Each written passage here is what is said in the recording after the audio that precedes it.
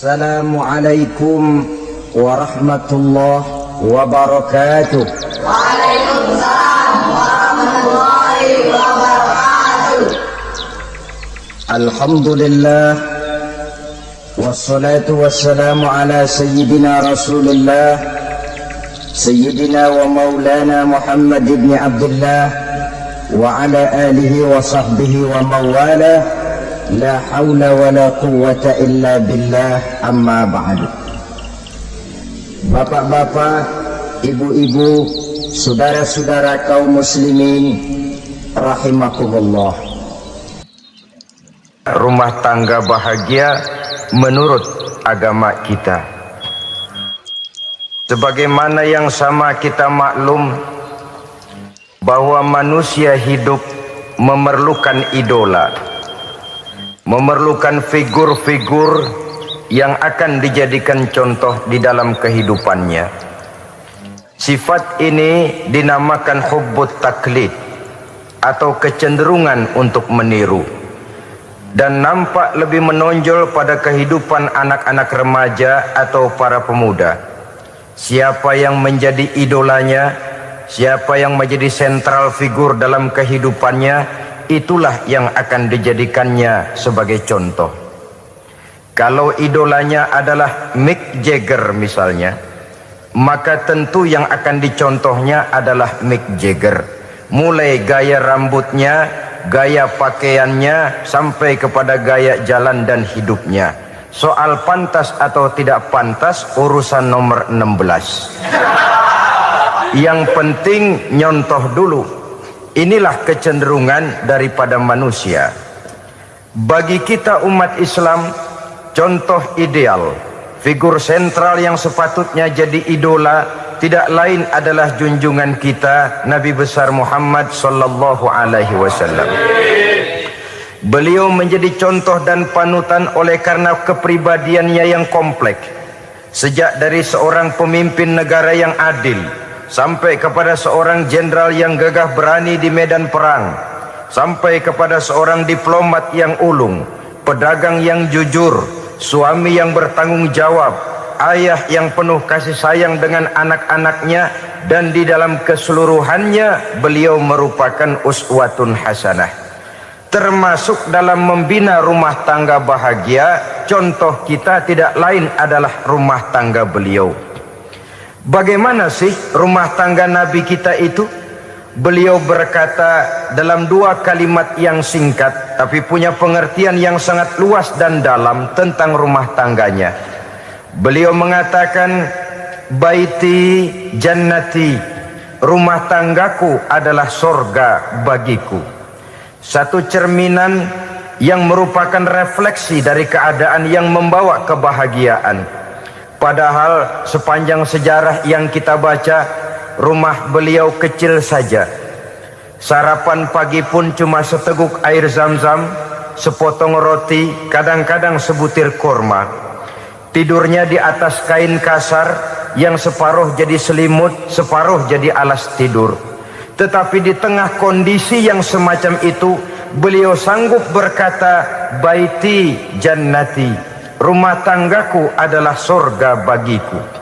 Kenapa kita yang hidup di zaman sekarang, di mana fasilitas sesungguhnya serba lebih menunjang untuk berkata semacam itu, malah kita berkata sebaliknya, baiti nari, rumahku adalah laksana neraka bagiku.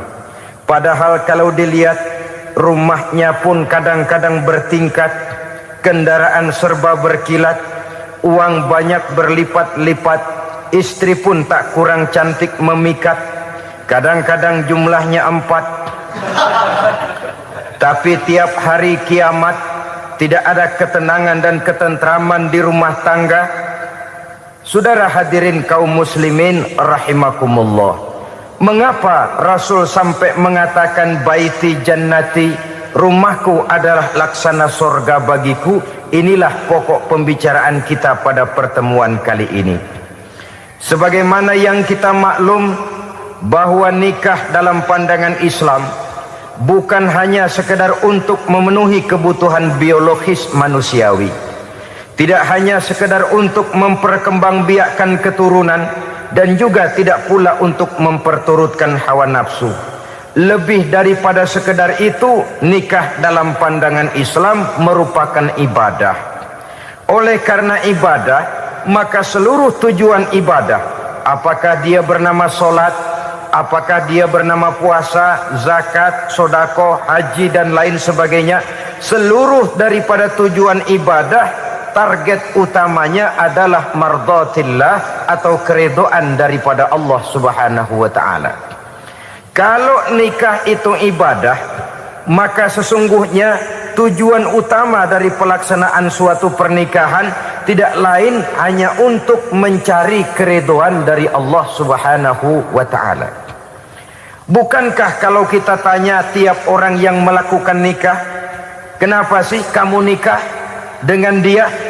Jawabannya bisa macam-macam. Yang umum, karena saya cinta dia. Ada yang berkata, karena saya ingin mendapat ketenangan hidup. Ada yang bilang, karena saya ingin hidup teratur. Ada yang mengakui, karena saya ingin dapat keturunan dan lain sebagainya. Tetapi sesungguhnya menurut ajaran agama, kalau nikah merupakan ibadah, jawaban intinya ialah saya melakukan nikah untuk mencari keridhaan dari Allah Subhanahu wa taala.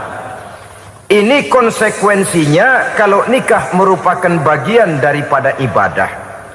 Rumah tangga yang didirikan atas dasar mencari keridhaan Allah, maka akan diwarnai oleh nilai-nilai luhur daripada ajaran agama. Tanpa harta orang memang sulit untuk bahagia, tapi harta bukan jaminan orang lalu akan bahagia. Harta pada suatu saat akan berakhir, kecantikan akan berkurang, pangkat dan jabatan akan sampai kepada batasnya. Tetapi agama, keyakinan, nilai-nilai iman, itulah pegangan kita yang kekal dan abadi. Sebab itu dalam surah Ar-Rum ayat ke-21 Allah Subhanahu wa taala menjelaskan, "Wa min ayatihi an khalaqalakum min anfusikum azwajan litaskunu ilaiha wa ja'ala bainakum mawaddatan wa rahmah."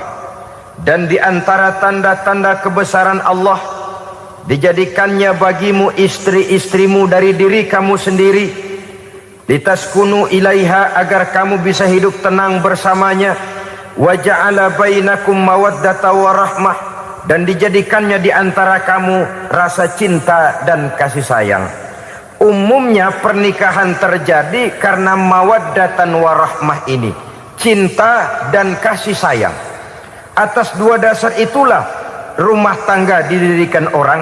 Atas dasar itulah seorang laki-laki dan seorang perempuan memadu janji untuk membagi suka dan duka dalam hidup ini secara bersama-sama.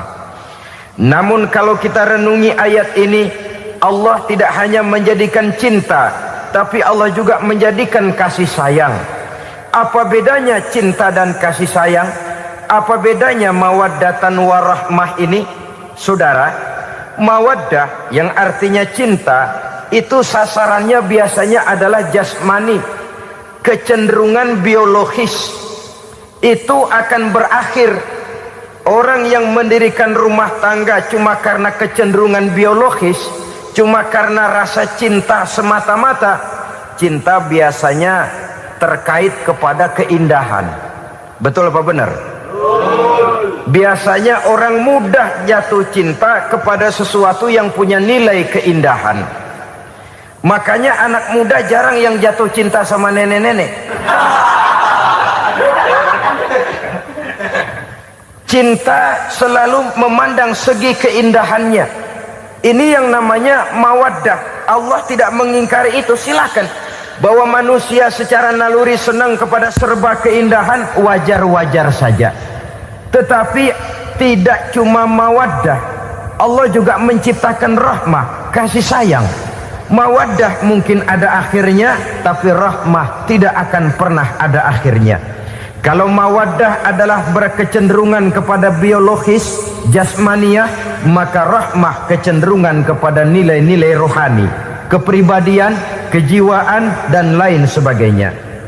Dikala pernikahan di bawah umur 40 tahun mungkin masih banyak mawaddahnya, rasa cintanya.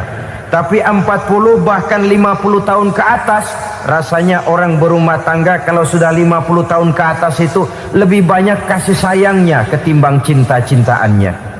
Kalau satu rumah tangga hanya didirikan atas dasar mawaddah saja, atas dasar cinta saja, padahal cinta itu terpaut kepada hal-hal keindahan, keindahan satu saat akan menurun. Ya tentu sebagaimana yang kita maklum bersama-sama, belum punya anak memang cantik. Sudah punya anak, kecantikan mulai menurun. Punya anak 2, kulit mulai mengkerut. Punya anak 3, onderdil mulai dol. Punya anak 4, apalagi tidak pandai merawat diri, persis dompet tanggung bulan. Kalau rumah tangga didasarkan kepada rupa yang cantik saja, cinta akan bisa berpindah, paling tidak akan berkurang nilainya. Sebab itu Allah tidak hanya menyediakan mawaddah, warahmah, dijadikannya di hatimu itu tidak cuma sekedar cinta, tapi juga kasih sayang. Nah, kasih sayang inilah apabila berakar dan berurat dari nilai-nilai keagamaan yang akan menopang jalinan rumah tangga bahagia. Mengukuhkan usaha untuk mencapai mardotillah atau keridhaan daripada Allah Subhanahu wa ta'ala. Dengan demikian berumah tangga bukan tujuan. Ini kalau kita lihat dari segi agama. Berumah tangga cuma alat untuk mencapai mardotillah, keridhaan daripada Allah. Seorang suami yang pergi pagi pulang sore peras keringat banting tulang mencari nafkah untuk menghidupi keluarganya, kalau niatnya untuk mardotillah maka pergi usahanya adalah ibadah. Sementara si suami pergi berusaha, istri di rumah mendoakan suaminya, itu juga merupakan bagian daripada ibadah. Marilah kita biasakan membina satu rumah tangga untuk mencapai keridhaan daripada Allah Subhanahu wa ta'ala. Ini motif dasarnya. Karena itu Rasul Anas bin Malik pernah bercerita, bertahun-tahun saya membantu di rumah tangga Rasul. Selama tahun-tahun yang panjang saya membantu di rumah tangga beliau itu, kata Anas bin Malik, belum pernah kok saya mendengar kata-kata kasar, keras, membentak-bentak. Belum pernah saya melihat ada piring terbang, sandal melayang, ada penggorengan nitir di atas. Belum pernah, padahal tahun-tahun yang panjang sudah saya lalui. Itu rumah tangga Rasul. Istrinya lebih dari 1, tapi tenang, ayem, adem. Walaupun gosip selalu ada. Ini loh ya, namanya hidup berumah tangga. Jangankan rumah tangga kita manusia biasa, rumah tangga Rasul pun tidak luput dari gosip yang kita kenal dengan hadisul ifki itu. Itu sampai tercatat dalam sejarah. Tetapi yang jelas dengan istri yang lebih dari 1, rumah tangganya tenang, tentram, adem. Kita di rumah tangga istri 1, seminggu 7 hari, berantemnya 6 hari. Cuma 1 hari gencatan senjata. Saudara hadirin yang saya muliakan, kalau tujuan rumah tangga adalah mardotillah, apa ciri dari suami istri yang menegakkan rumah tangga untuk mencapai ridho Allah itu? Pertama, sepasang suami istri yang membina rumah tangga semata-mata untuk mencapai keridhaan Allah, cirinya yang pertama, bersyukur apabila beroleh nikmat. Ini ciri yang pertama. Bersyukur kepada Allah, kepada sesama berterima kasih. Suami berterima kasih kepada istri, bertahun-tahun didampingi hidupnya, dicucinya pakaiannya, dimasaknya makanannya. Tidak istri mengeluh walau hidup lebih banyak kurangnya daripada cukupnya. Suami pandai berterima kasih kepada istrinya. Sementara istri pun bisa berterima kasih kepada suaminya. Bertahun-tahun suami peras keringat banting tulang mencari nafkah. menjadi palang dada terdepan apabila ada masalah-masalah yang besar. Kedua-duanya lalu punya timbangan. Nah inilah ya, saya pesan kepada suami, kepada para suami, kepada para istri, supaya di rumah ada timbangan. Perlunya apa? Kalau pada satu saat istri kita salah, suami cepat-cepat ambil timbangan, lalu ditimbang mana yang lebih berat, salahnya atau dosanya, benarnya atau kesalahannya. Ini istri saya jasanya begini, lalu jasanya begini, salahnya ini, mana yang lebih besar, jasanya atau salahnya? Dengan adanya timbangan, maka keputusan akan objektif. Tapi kalau timbangannya emosi, salah sedikit saja sudah main bentak, main usir, akhirnya keputusan akan mendatangkan kerugian. Sebaliknya, kalau suami yang salah, istri ambil timbangan, ditimbang mana lebih besar, jasanya atau salahnya. Jangan sampai nanti terjadi pepatah, panas setahun habis dihapus oleh hujan satu hari. Jasa istri yang puluhan tahun hapus oleh kesalahannya yang sedikit, atau jasa suami yang bertahun-tahun hapus oleh kesalahannya yang sebenarnya tidak seberapa. Akibat apa itu terjadi? Karena tidak adanya timbangan. Dari rasa bersyukur dan dari rasa berterima kasih ini, saudara-saudara, akan timbullah sifat saling menghargai. Suami menghargai istri, istri pun menghargai suami. Istiqomah, dikasih uang 5.000 senyum, dikasih uang 500 senyum. Itu namanya istri yang pandai bersyukur. Kalau tidak, 5.000 nyengir, 500 manyun. Tahu manyun? Kayak bemok nyari setoran, monyong saja. Ada sikap istiqomah di dalam membina kehidupan berumah tangga ini. Lalu mengerti posisi suami, ini termasuk tanda berterima kasih. Suami saya itu kerjanya apa, golongannya apa, gajinya sebulan berapa. Atas dasar itu, lalu istri menjadi istri yang tahu diri. Walaupun suami harus menyenangkan istri, istri pun hendaknya nimbang, tahu batas kemampuan suami. Kemauan mungkin tidak terbatas, tapi kemampuan sangat terbatas. Kalau suami pegawai kecil, ya mintalah yang kecil-kecil. Kalau suami pegawai rendah, mintalah yang sesuai dengan kemampuannya. Jangan suami gajinya cuma 50.000 sebulan, istri menuntut minta dibeliin gelang yang kayak pelek beca. Tentu sudah overacting namanya. Saudara hadirin yang saya muliakan, kunci awalnya bersyukur kepada Allah. Kalau sudah bisa berterima kasih kepada manusia, hati ini akan mudah bersyukur kepada Allah. Rumah tangga yang pandai bersyukur, berapapun kecilnya nikmat, bukan kecilnya yang dia lihat, tapi karunia Allah yang dinilai. Sehingga dari rasa berterima kasih kepada manusia akan timbullah rasa syukur kehadirat Allah Subhanahu wa ta'ala.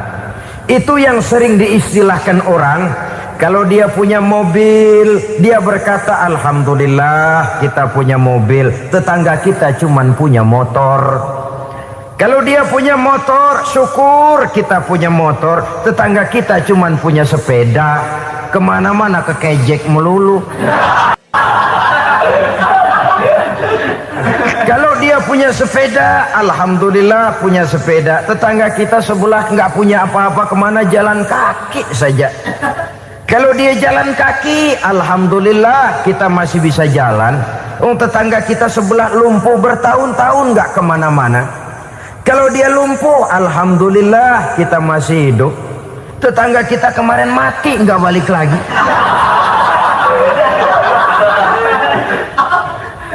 Lalu akan timbul rasa syukur. Tapi kalau sudah lumpuh ngelihat yang bisa jalan ngelihat yang naik sepeda, yang punya sepeda lihat yang punya motor lihat yang punya mobil lihat yang punya pesawat. Kapanlah kita ini pandai bersyukur? Sebab kesenangan seperti pelangi, tidak pernah di atas kepala kita, selalu kelihatannya di atas kepala orang lain. Sehingga kalau ngobrol orang sering bilang, lu sih enak lo gue lihat, gue kebelangsak amat nih ya. Setiap orang ngomong kepada kita begitu nadanya. Kita yang dilihat enak, sementara kita melihat orang lain enak. Tukang tahu melihat tukang tempe enak, tukang tempe melihat tukang tuak enak, tukang tuak bilang tukang sirsak enak. Enak itu seperti pelangi. Namun kalau kita mau merenungi, tidak pernah Allah berhenti memberikan nikmat kepada kita. Sejak kita bangun tidur sampai kita tidur kembali, bahkan tidur itu sendiri, seluruhnya tidak pernah putus dari nikmat Allah.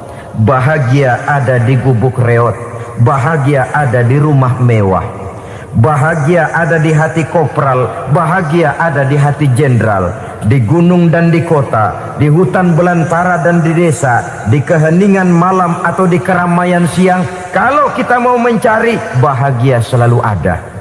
Tapi hati yang tidak pandai bersyukur, bagaimanapun banyak kebahagiaan yang meliputi hidupnya, dia tidak akan pernah pandai mensyukurinya.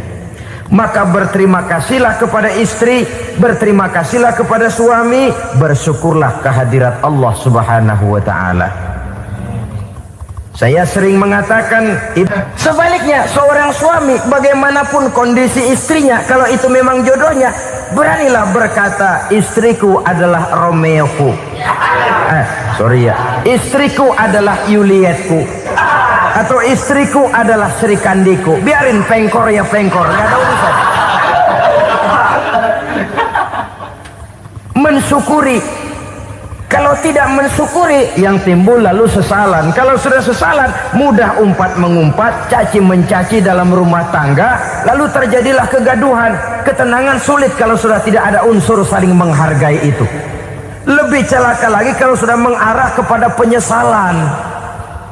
Kata istrinya, bang gue nyesel kawin sama lu. Suami digituin mungkin gede kepalanya.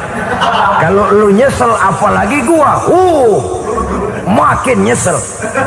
Iya, coba pikir bertahun-tahun kita berumah tangga, memangnya abang bisa beliin apa sama saya? Itu juga gerobok kalau nggak ngeredit bang. Kalau nggak ngeredit, memangnya kamu bayar kreditan pakai daun pisang? Saudara hadirin yang saya hormati, ini saya tekankan kepada ibu-ibu karena penyakit perempuan umumnya. Pernah Rasul itu pulang Isra Mi'raj cerita, saya pulang Isra Mi'raj diperlihatkan neraka. Neraka ya Rasul? Lalu bagaimana? Saya lihat kok isinya kebanyakan perempuan.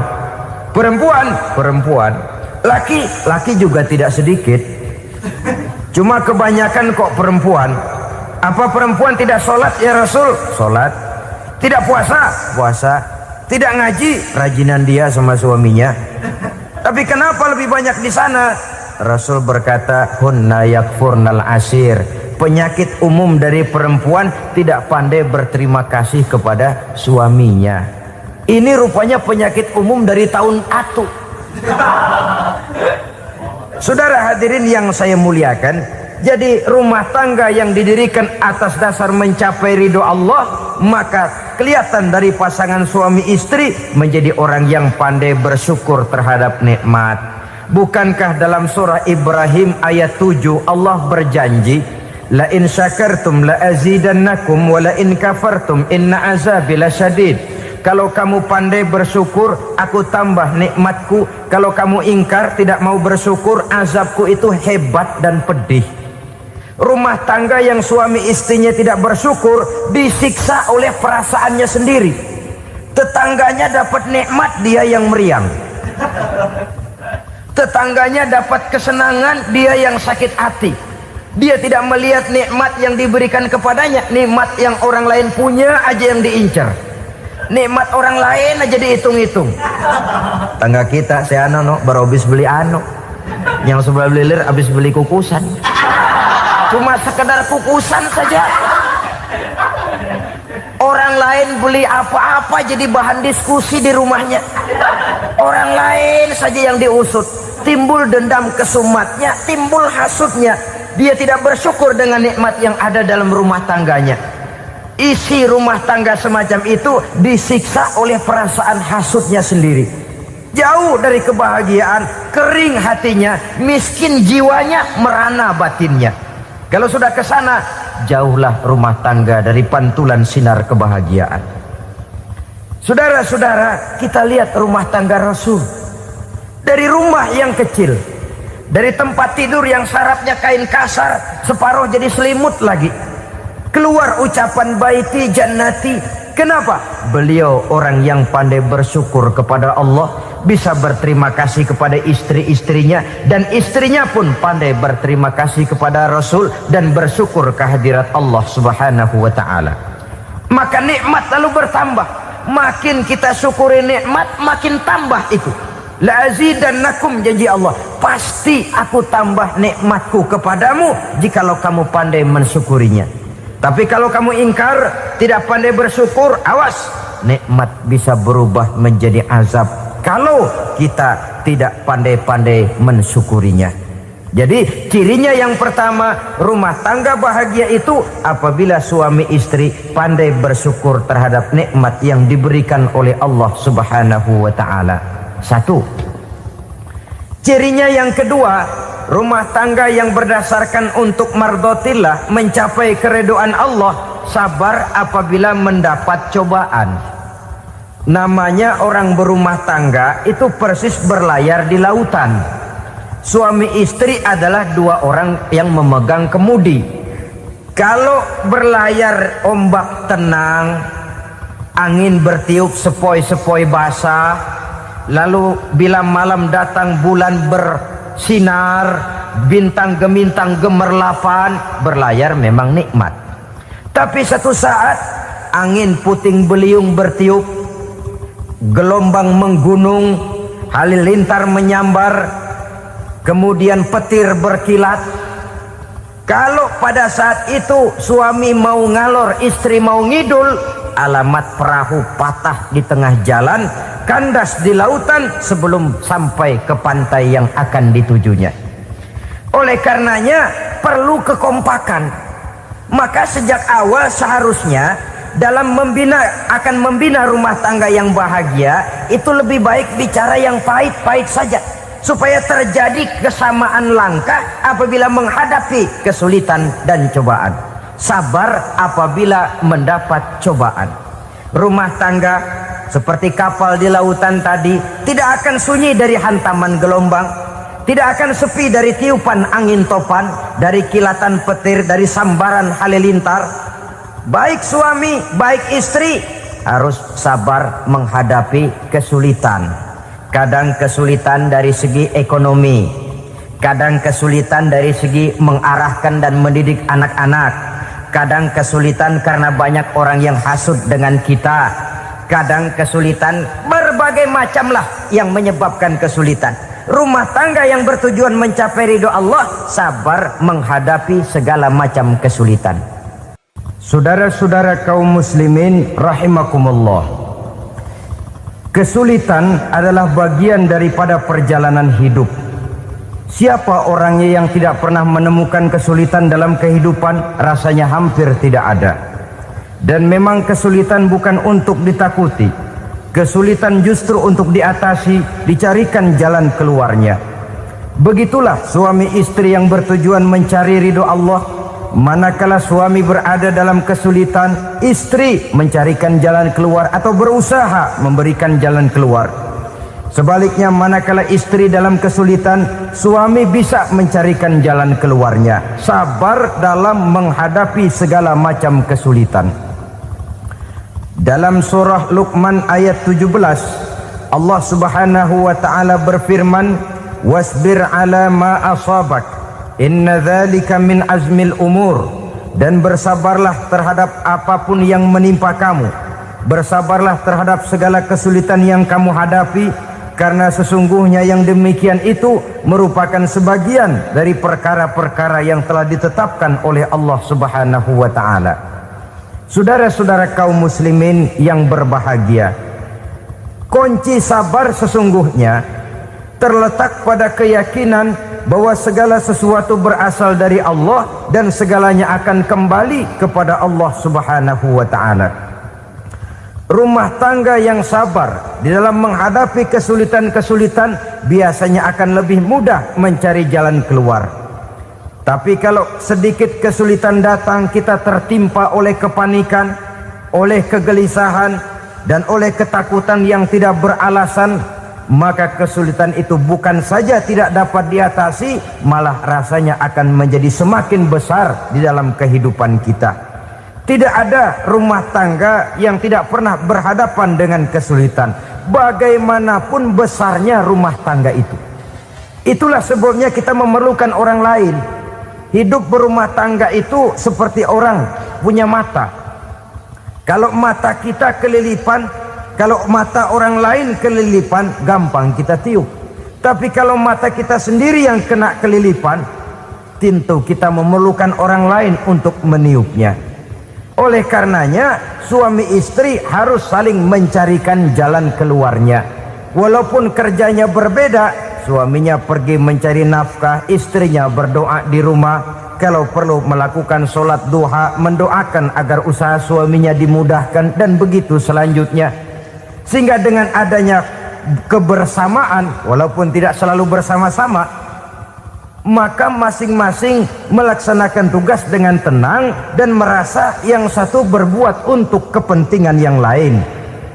Inilah cirinya yang kedua, sabar bila mendapat dan berhadapan dengan segala macam kesulitan. Kadang orang mendapat kesulitan itu berkeluh kesah. Bukan berkeluh kesah, tapi mencari jalan keluar dan mengambil hikmah yang ada di dalamnya apa. Karena bukan kemudahan, kesulitan yang membuat orang dewasa. Bukan kemudahan, tapi kesulitan yang membuat orang berpikir, dinamis, kreatif. Kalau seluruh jalan yang kita tempuh mudah saja, gampang saja, rasanya monoton kita ini. Kehilangan dinamika dalam perjuangan. Kesulitan yang membuat orang matang, kesulitan yang menempa kepribadian untuk lebih dewasa menghadapi bahtera kehidupan, membuat pandangan makin arif, wawasan makin luas, dan analisa semakin tajam. Sama saja dalam hidup.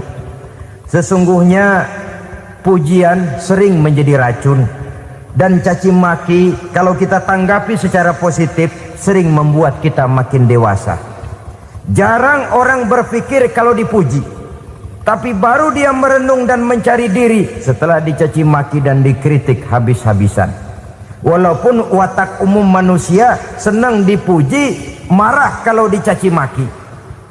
Biasanya kalau ketemu cewek cakep kita bilang, "Kamu cakep deh." Dia paling bilang, "Ah, abang bisa aja." Walaupun dia bilang, "Ah, abang bisa aja," hidungnya mah tetap mekar. Seneng kalau dipuji, itu kecenderungan manusia. Marah kalau dicaci maki, marah kalau dikritik. Tapi sesungguhnya pujian sering jadi racun, caci maki sering jadi obat.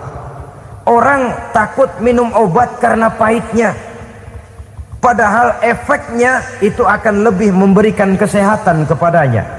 Orang takut menghadapi kritik, orang takut dan tidak ingin dicaci maki, padahal itulah yang sesungguhnya menjadi cambuk kalau tidak dia salah tanggap, menjadi sugesti yang mendorong dia lebih maju lagi. Karena memang bukan pujian, tapi caci maki dan kritik yang membuat kita makin berpikir tajam. Jadi rumah tangga yang berhadapan dengan kesulitan demi kesulitan, biasanya kalau ditanggapi dengan sabar akan makin mengokohkan fondasi rumah tangga itu sendiri. Tapi kalau kesulitan dihadapi dengan tidak sabar, lalu mencari jalan pintas, kesulitan ekonomi, kebetulan istrinya cakep, istrinya disuruh ngojek. Dah lo ngojek aja deh, gua nungguin setoran dah. Suami tapak di rumah. Saudara hadirin yang saya muliakan, buat sepintas memang mendatangkan materi itu, mengatasi kesulitan ekonomi. Tapi apakah bahagia? Walaupun rumah bisa jadi besar, perabotan bisa serba lebih lengkap dan ada, tapi apakah semuanya mendatangkan bahagia? Sementara suami kehilangan rasa cemburunya, dan dalam agama itu disebut dayus. Dayus, suami yang tidak punya rasa cemburu kepada istrinya. Dan orang dayus kayak begitu, haram mendapat bau sorga. Bau sorga saja tidak dapat, apalagi masuk ke dalamnya. Ya tapi juga jangan lantas mentang-mentang harus cemburu sama istri, overacting.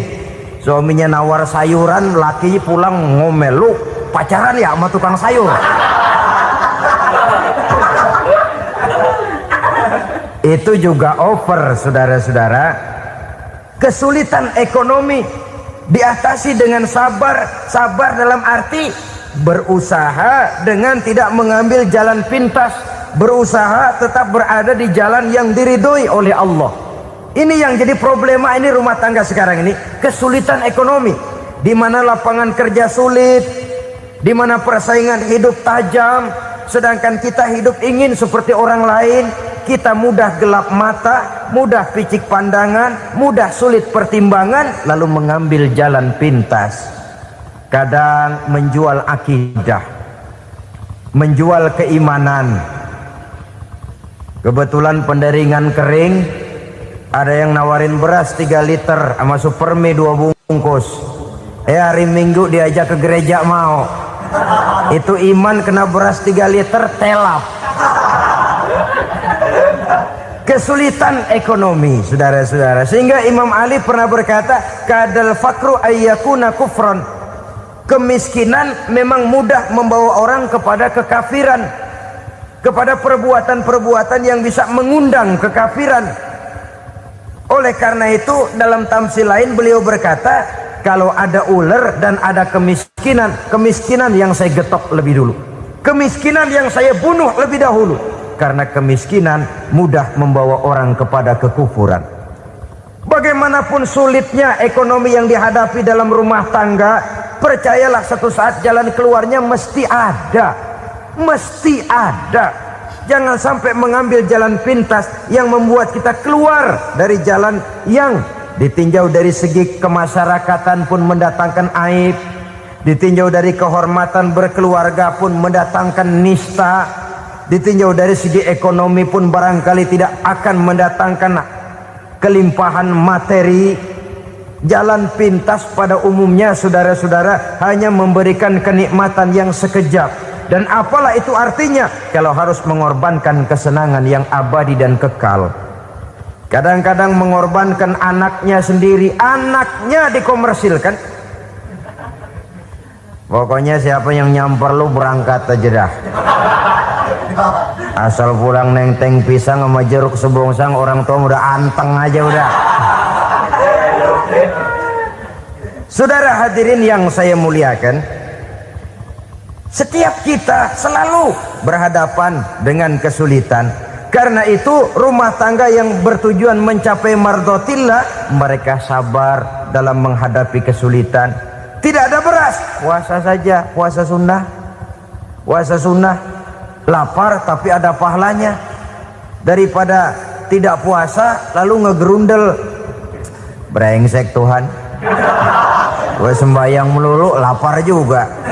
Sudah lapar tidak berpahala. Bukankah Rasulullah sendiri kalau pulang ke rumah Aisyah lalu berkata, ya Humairah, ada makanan hari ini?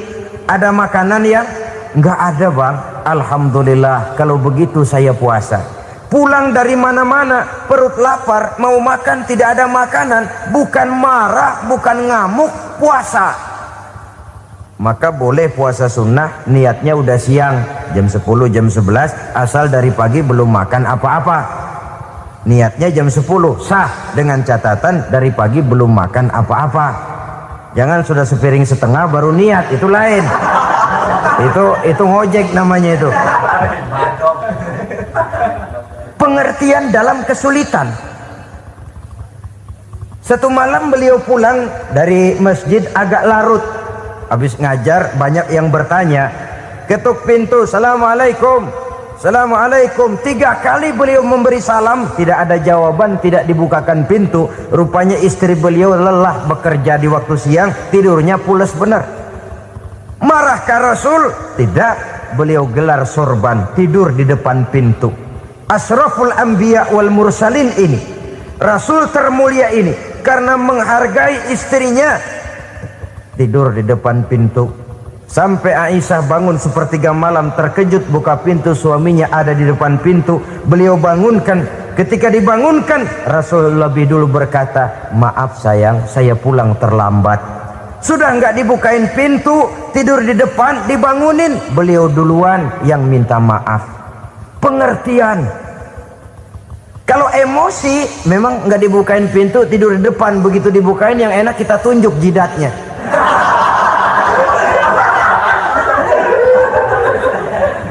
Saudara hadirin yang saya muliakan, kesulitan di dalam kehidupan merupakan bagian daripada kehidupan. Bukan untuk ditakuti, tapi untuk diatasi. Bukan untuk dihindarkan, tapi dicarikan jalan keluarnya. Hadapilah kesulitan dengan baik sangka kepada Allah, dengan lapang dada, dan dengan tetap bersabar menghadapinya. Kenapa? Karena tujuan kita mendirikan rumah tangga, mencapai ridho Allah.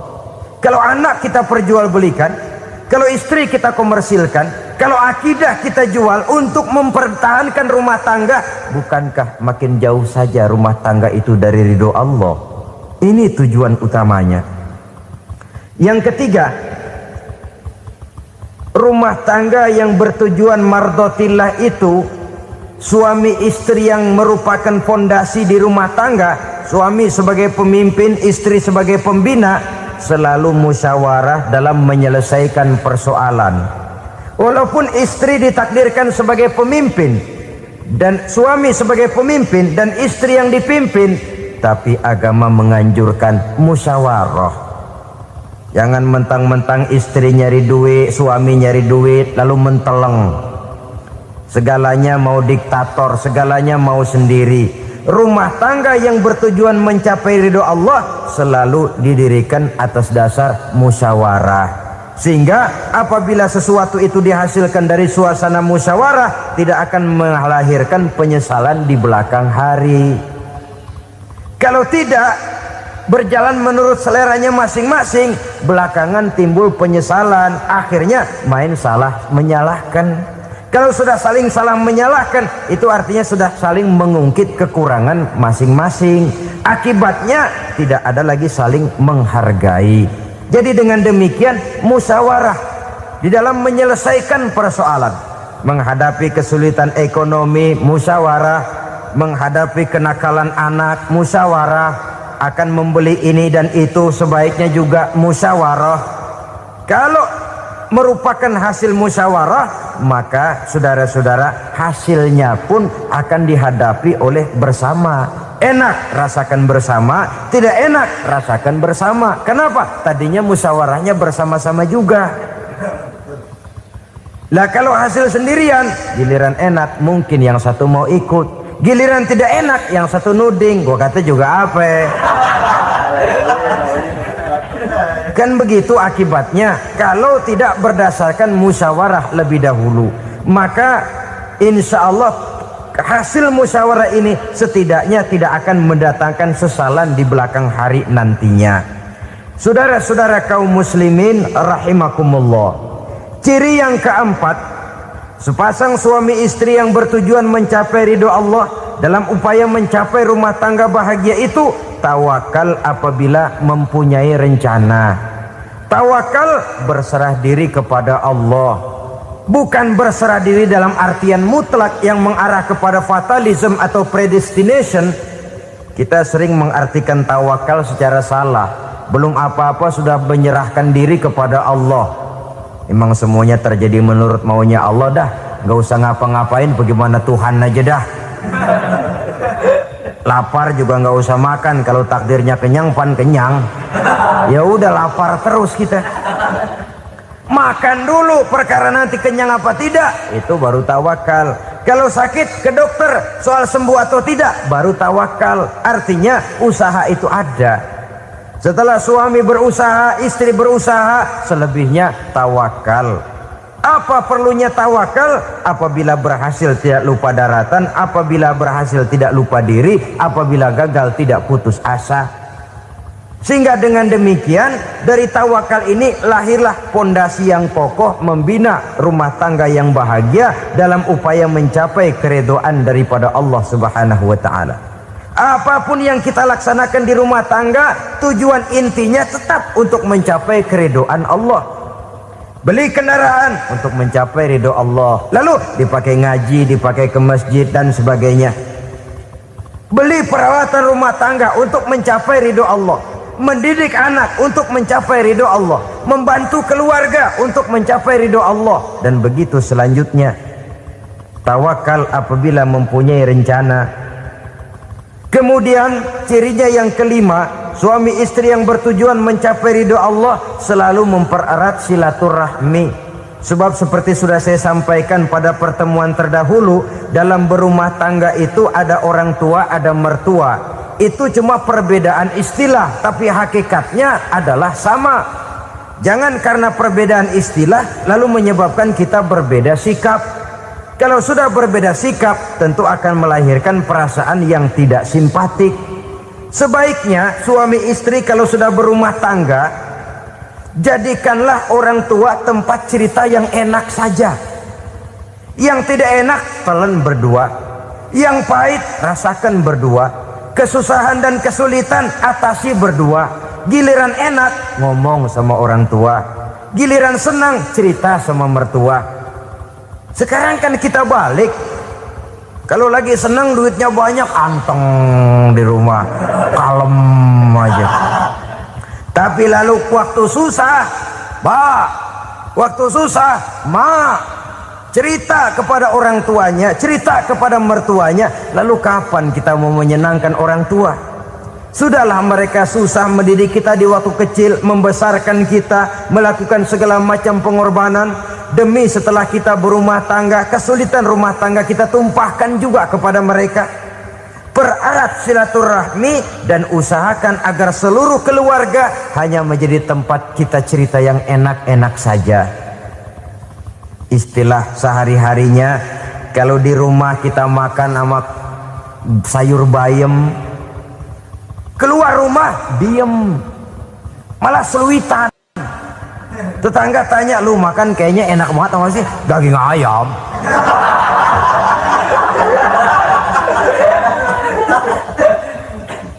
Lalu tetangga kan akan berbisik, itu makannya tuh orang enak bener ya, rumah tangganya tiap hari makan sama daging ayam. Biarlah paling kurang itu jadi doa, daripada kita makan sama kangkung lalu ribut ngomel di mana-mana. Gua kesel banget sama bini gua. Di warung ceritanya lagi. Kenapa? Saban sari gue direbusin kangkung mulu. Brengsek. Di warung cerita ada RT, ada RW. Gara-gara makan sama kangkung se-RT tahu. Akhirnya mungkin kalau kita berangkat orang hitung dari jauhan. Lihat, kangkung liwat.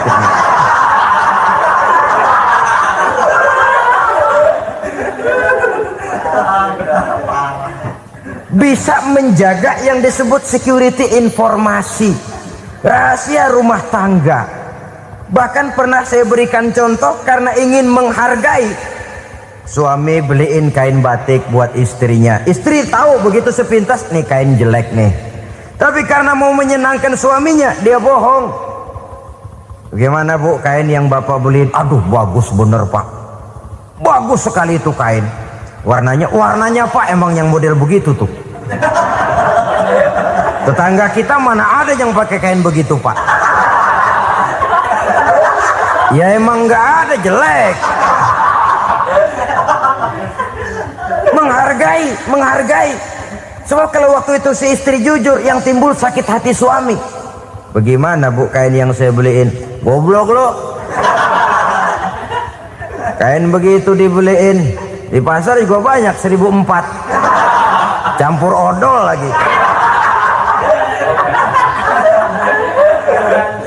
Sudahlah suami punya niat baik, sampai rumah digoblok-goblokin, tidak ada lagi rasa saling menghargainya.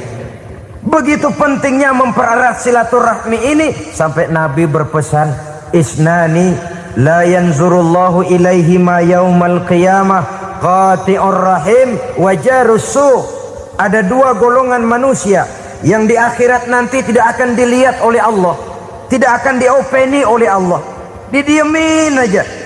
Siapa mereka? Pertama, orang yang suka memutuskan silaturahmi. Yang kedua, tetangga yang jahat dengan tetangganya. Dua golongan manusia ini, pemutus silaturahmi, kemudian juga tetangga yang jahat dengan tetangganya, ini tidak akan dipandang oleh Allah di hari akhirat nanti. Jadi pererat silaturahmi, sebab kita ini zon politikan, makhluk yang bermasyarakat, yang tidak bisa hidup sendirian. Setiap kita memerlukan orang lain. Kita disebut kaya karena ada yang miskin, kita disebut alim karena ada yang awam, kita disebut berkuasa karena ada rakyat jelata. Tanpa rakyat tidak ada penguasa, tanpa yang miskin tidak ada orang kaya. Kalau tidak ada yang jelek, siapa yang bilang cakep? Karena ngimbangi. Saudara hadirin, atas dasar ini mestinya kita selalu bersyukur dalam segala posisi, tidak lalu salah terima kepada karunia yang diberikan Allah kepada kita. Saudara hadirin yang saya hormati, pererat silaturahmi, jadikan orang-orang tua kita tempat kita cerita yang enak-enak saja. Yang tidak enak, telan sendiri, usahakan sendiri, carikan jalan keluarnya sendiri. Setidaknya ya diam sajalah. Kalau belum bisa membalas budi baik orang tua, setidaknya jangan menyakiti hati orang tua kita. Sudah lelah dan payah dia mengasuh kita, membesarkan kita, merawat kita, demi setelah kita berumah tangga, seluruh kesulitan kita bawa lagi kepadanya. Karena itu buat para istri juga ini perhatian.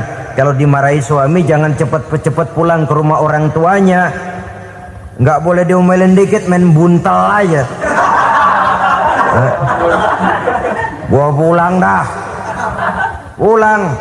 Sampai sana cerita habis-habisan, dikucek kejelekan suaminya. Nanti 2-3 hari balik aja lagi. Kan nggak lucu jadinya. Saudara hadirin, begitu juga suami. Mencaci maki habis istrinya, 2-3 hari bayar aja lagi.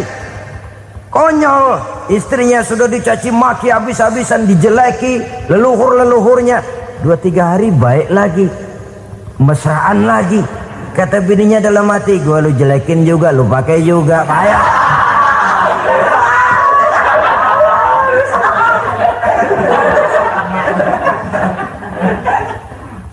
Saudara hadirin yang saya muliakan, itulah sebabnya pada awal tadi saya katakan perlunya kita mempunyai timbangan baik sebagai suami maupun sebagai istri. Nah, dari mempererat silaturahmi ini akan terjalin rasa kekeluargaan. Maka tradisi arisan keluarga itu bagus sesungguhnya untuk mempererat silaturahmi. Cuma celakanya bukan silaturahmi yang jadi tujuan, arisannya itu yang jadi tujuan. Akibatnya apa? Kalau belum narik mah semangat banget datang dah. Begitu udah narik aja udahan. Itu celakanya. Akhirnya silaturahminya jadi nomor 2, arisan semata-mata yang menjadi tujuan. Sesungguhnya itu bagus untuk mempererat silaturahmi. Karena kalau kita dengan kita sesama saudara sudah tidak saling mau mengenal, bagaimana dengan anak-anak kita? Bagaimana dengan cucu-cucu kita? 2-3 generasi yang akan datang tentu akan lebih saling tidak mengenal lagi. Baiklah ya, yang keenam, suami istri yang bertujuan untuk mencapai keridhaan Allah itu selalu berusaha tolong menolong di dalam kebajikan. Sebab Allah pesankan itu di dalam Al-Maidah ayat 6, wa ta'awanu 'alal birri wat taqwa wa la ta'awanu 'alal itsmi wal 'udwan. Bertolong-tolonganlah kamu di dalam kebaikan, di dalam bertakwa kepada Allah. Jangan bertolong-tolongan di dalam maksiat, di dalam dosa, dan di dalam usaha yang menimbulkan permusuhan. Kalau suami marah kepada seseorang, istri jangan ngipasin. Oh bang, yang begitu mah dibayain tuman. Udah habisin aja dah. Anak-anaknya marahin sekalian. ngipasin. Istri kesel sama tetangganya, suami ngipasin. Emang tuh tetangga kita, hahu. Habis orang dikipasin. Ta'awanu 'alal birri wat taqwa, bertolong-tolonganlah di dalam kebaikan. Istri malas ngaji, suami mendorong, memberikan sugesti. Suami malas berusaha, istri memberikan sugesti.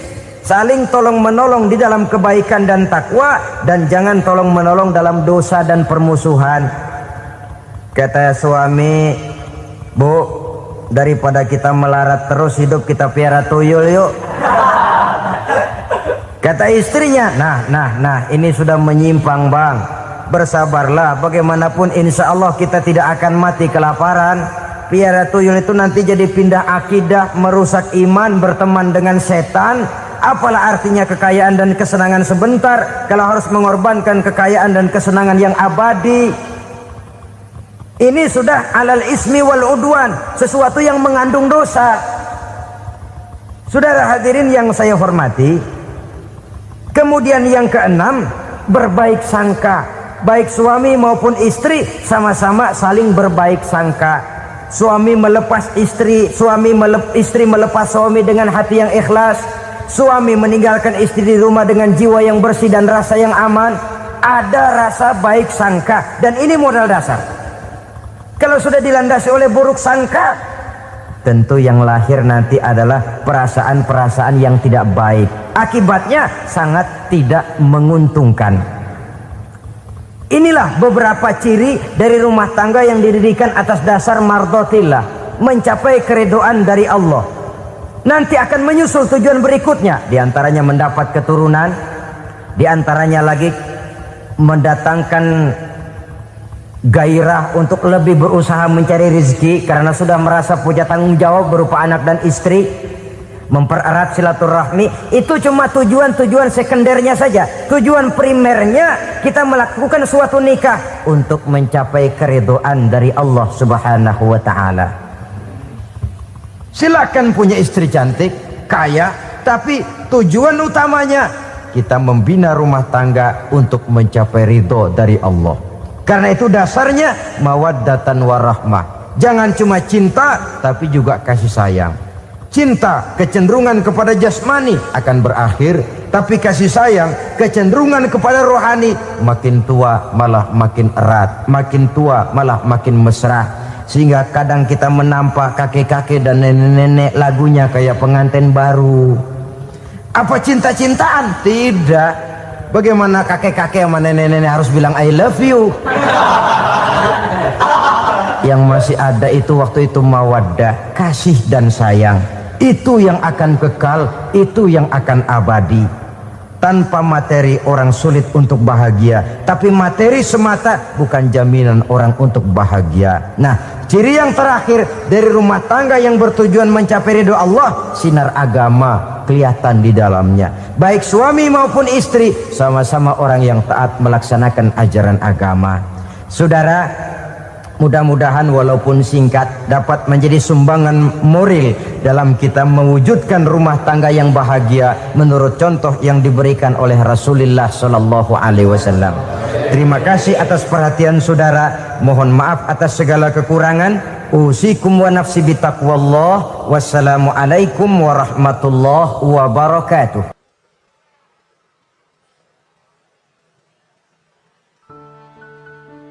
Assalamualaikum warahmatullahi wabarakatuh. Wa ala alihi wa sahbihi ajma'in, amma ba'du.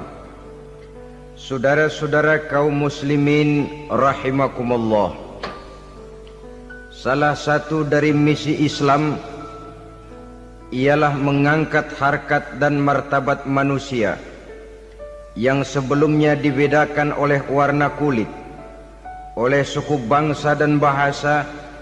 Seluruhnya diikat dengan satu akidah, menghilangkan perbedaan akibat warna kulit, suku bangsa dan bahasa. Termasuk dalam upaya itu betapa Islam telah mengangkat harkat dan martabat kaum wanita. Maka pada pertemuan kali ini kita akan membicarakan tentang peranan wanita sepanjang pandangan agama. Sebelum Islam datang, nasib perempuan nyaris hanya berputar di segitiga saja. Dapur, sumur, kasur. Kasur, sumur, dapur. Seolah-olah wanita terpaut dengan 3 itu tadi. Seolah-olah wanita tidak bisa berbuat lebih banyak daripada itu. Bahkan di tengah masyarakat jahiliyah, bayi perempuan mendatangkan aib sehingga mereka lalu dikubur hidup-hidup. Maka datang Islam dengan tegas mencanangkan satu revolusi yang mengangkat harkat dan martabat kaum wanita. Nabi bersabda, "An-nisa'u imadul bilad, iza saluhat saluhal bilad, wa iza fasadat fasadal bilad." Wanita adalah tiang negara. Jikalau baik wanita, baiklah negara. Jikalau rusak wanita, hancurlah negara. Dalam berbagai ayat Al-Quranul Karim menjelaskan tentang wanita dan peranannya. Al-Quran bercerita tentang Siti Hawa. Al-Quran bercerita tentang anak perempuan Nabi Adam, Iklimah dan Labuda, yang menyebabkan Habil dan Qabil saling berbunuh-bunuhan.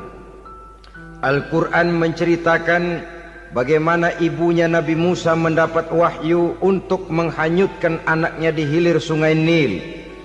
Al-Quran bercerita tentang Siti Maryam, ibu daripada Nabi Isa. Al-Quran bercerita tentang 2 putri Nabi Yusuf, yang akhirnya salah satunya menjadi istri daripada Nabi Musa. Pun Al-Quran bercerita tentang Ratu Balkis, seorang wanita yang menjadi penguasa di negeri Sabah, yang demikian besar pengaruhnya dan wawasannya. Dan banyak lagi Al-Quran menceritakan keadaan kaum wanita, sampai-sampai dalam Al-Quran ada satu surah yang dinamakan surah An-Nisa. Ini seluruhnya berarti bahwa Al-Quran telah menempatkan kaum wanita dalam satu posisi yang mulia dan terpuji. Al-Quran memberikan emansipasi, bahwa wanita berhak mengejar kemajuan sebagaimana halnya kaum laki-laki. Tetapi sungguh pun demikian, Al-Quran tetap memberikan batasan-batasan sepanjang emansipasi itu tidak bertentangan dengan kodrat kewanitaan itu sendiri. Kalau persamaan dan kemajuan, kalau emansipasi dan hak asasi sudah tidak sesuai lagi dengan kodrat kewanitaan, pada akhirnya bukan mengangkat harkat dan martabat kaum wanita, justru malah merendahkan derajat dan martabat kaum wanita itu sendiri.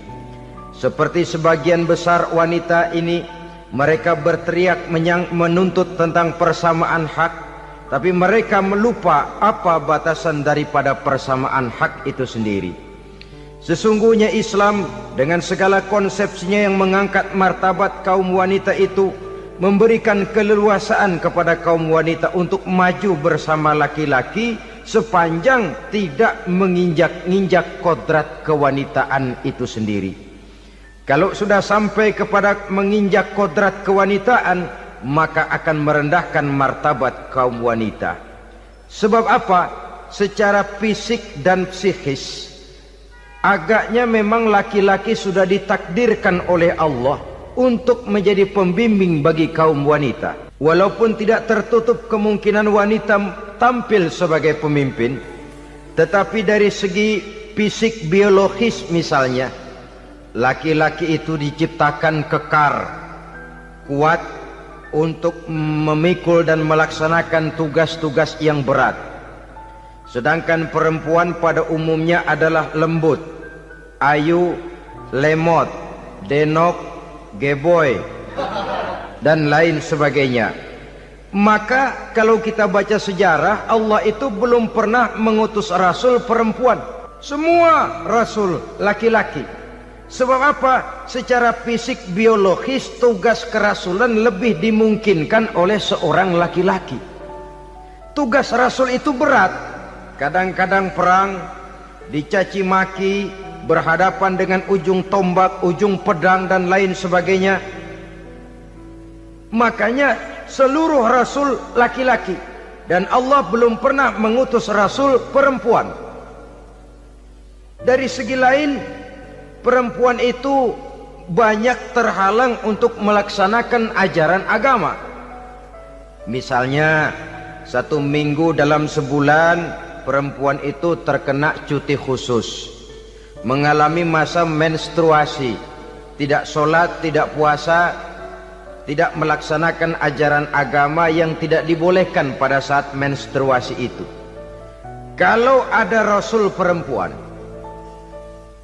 lalu saat malaikat akan menyampaikan wahyu, kebetulan rasulnya sedang wah, itu bisa balik lagi malaikat Jibril ke langit itu. Mau turun nyampein wahyu, balik lagi ke atas, ditegur, kenapa balik lagi Jibril? Rasulnya lagi head.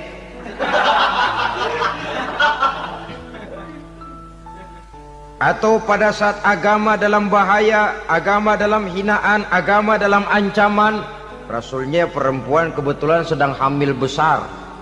Apa lalu perang ditunda? Pengumuman perang ditunda saja sampai rasul melahirkan. Tentu lebih tidak mungkin lagi. Secara fisik biologis laki-laki lebih memungkinkan untuk melaksanakan tugas kerasulan ini. Maka seluruh rasul yang diutus Allah adalah laki-laki.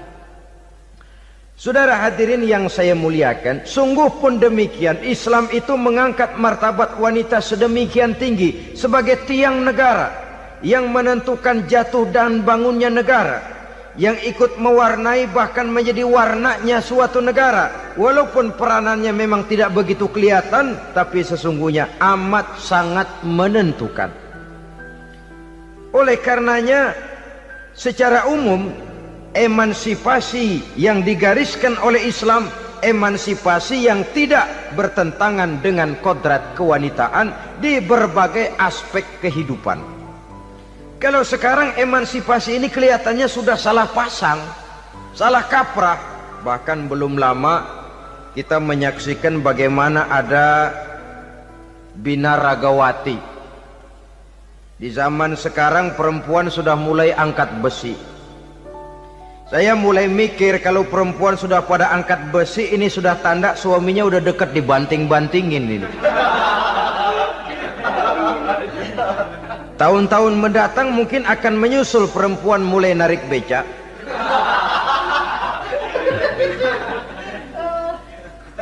Nampaknya kan sudah tidak lagi mengindahkan kodratnya sebagai wanita. Ada olahraga yang hanya pantas dikerjakan oleh laki-laki. Oleh karena itu pada kesempatan ini kita akan mencoba melihat peranan wanita dari berbagai dimensinya. Yang pertama, peranan wanita sebagai istri. Adalah Rasul memilih istri pertamanya Sayyidatuna Khadijah radhiyallahu anha. Kalau pilihan utama beliau pertama kali nikah dengan Siti Khadijah, jelas itu pilihannya bukan karena kecantikan. Kenapa? Beliau nikahi Siti Khadijah dalam usia 40 tahun Khadijah dan 25 tahun Rasul. Statusnya janda pula. Kalau beliau seorang pemburu kembang, pemburu bunga, kenapa mesti nikah dengan janda berumur 40 tahun? Sedangkan beliau waktu itu masih berumur 25 tahun. Apa sasaran utamanya? Bisa kita lihat nanti. Setelah beliau diangkat menjadi Rasul, ternyata Khadijah lebih daripada seorang istri. Beliau masuk ke dalam staf Nabi. Orang lain beliau belum beriman, beliau malah beriman lebih dahulu sebagai perempuan pertama yang masuk Islam. Orang lain memusuhi Nabi, beliau malah mengorbankan hartanya untuk membantu perjuangan Nabi. Istri setia semacam ini dengan peranannya sebagai istri yang sedemikian rupa, memberikan andil yang sangat besar bagi kesuksesan dan keberhasilan seorang suami. Sebaliknya, seorang istri bisa mempengaruhi suaminya. Seorang suami yang jujur, polos, lugu, sederhana bisa jadi koruptor ulung kalau didorong-dorong oleh istrinya. Seorang istri Pak Lurah memang tidak ikut mengatur kelurahan, tapi dia bisa mewarnai suaminya. Seorang istri gubernur memang tidak ikut mengatur provinsi, tapi dia bisa mewarnai suaminya. Sepanjang warnanya positif, tentu sangat baik dan sangat diharapkan. Tetapi kalau warnanya negatif, kiamatlah akibatnya umat ini. Oleh sebab itu, peran pertama dari kaum wanita sesungguhnya adalah sebagai istri yang mendampingi suami untuk mengolah dan melaksanakan tugas-tugas besar. Dari seorang yang paling kecil sampai kepada seorang yang punya jabatan paling tinggi sekalipun, pengaruh dan peranan istri memang sangat menentukan. Saudara hadirin kaum muslimin rahimakumullah, itulah sebabnya Nabi menikah dengan Siti Khadijah. Dan lebih dari itu, sebelum menikah dengan Nabi, Siti Khadijah itu sudah terkenal sebagai pengusaha wanita, business girl kalau bahasa sekarang ini. Bahkan jaringan-jaringan bisnisnya tidak hanya Mekah saja, tidak hanya antar kota, bahkan sudah antar negara, dari Mekah ke Syam, dari Mekah ke Madinah dan lain sebagainya, yang bahkan kita tahu Rasul pada mulanya pun ikut membantu perdagangannya Siti Khadijah radhiyallahu anha ini. Jadi kalau bercermin dari karier Siti Khadijah, boleh saja wanita bergerak di bidang bisnis, asal memang profesi, bukan karena dengan senjata dan modal kecantikan lalu membujuk dan merayu orang sampai telap sehingga bisnisnya berjalan lancar dengan jalan menjual kecantikannya. Tidak, bergerak di bidang bisnis yang memang profesinya di situ. Tidak ada salahnya. Bisa saja perempuan menjadi business girl seperti yang dicontohkan oleh Siti Khadijah radhiyallahu anha ini. Sebab itu, kontes-kontesan yang hanya bertitik kepada rupa yang ayu saja, rupa yang cantik saja, sesungguhnya bukan hanya tidak bermanfaat, tapi saya pikir juga sangat tidak mendidik. Yang mengajar anak-anak remaja putri kita untuk berlomba-lomba hidup dalam kepalsuan. Alis mata palsu, hidung pesek dimancungin, palsu, operasi plastik. Alis matanya dikerik, bikin yang palsu. Tai lalat lagi bikin yang palsu. Gincu bibir dimerahin, palsu. Seluruhnya hidup dalam kepalsuan. Akan lebih baik kalau kita ini misalnya mengadakan kontes yang menitik beratkan kepada ketinggian IQ, kecerdasan, kemampuan, skill, keahlian dan kemampuan. Tidak hanya dititik beratkan kepada rupa yang ayu dan cantik semata-mata. Sebab di samping manfaatnya diragukan, juga sangat tidak mendidik buat generasi yang akan datang. Terutama ibu-ibu, peran utama wanita sesungguhnya adalah sebagai istri mendampingi suami dalam melaksanakan tugas-tugas besar. Satu hari, serombongan ibu-ibu pernah datang menghadap Rasul mengajukan satu resolusi, protes kalau bahasa kita sekarang. Ya Rasul, ada apa bu? Kalau laki-laki sih enak. Enak bagaimana? Iya, kalau orang laki-laki sholat, perempuan sholat. Laki-laki puasa, perempuan puasa. Laki-laki pergi haji, perempuan pergi haji. Laki-laki menuntut ilmu, perempuan bisa menuntut ilmu. Tapi kalau laki-laki pergi jihad, perang membela agama, kami perempuan tidak bisa ikut jihad perang di medan pertempuran. Padahal pahala jihad sangat besar dan kami ingin mendapat pahala jihad. Tidak adil kalau begini ya Rasul, izinkan kami pergi jihad. Ini perempuan di zaman Rasul, kalau ada kebaikan tidak bisa ikut, rasanya rugi bukan main, lalu protes. Apa jawab Rasul? Beliau senyum. Ibu-ibu jangan khawatir, walaupun ibu-ibu tidak maju ke medan perang, ada ibadah yang pahalanya sama dengan pahala jihad itu. Apa ya Rasul? Beliau menjawab, jihadukunna fi baitikunna. Jihadnya ibu-ibu, jihadnya kaum wanita adalah di rumah tangganya sebagai istri.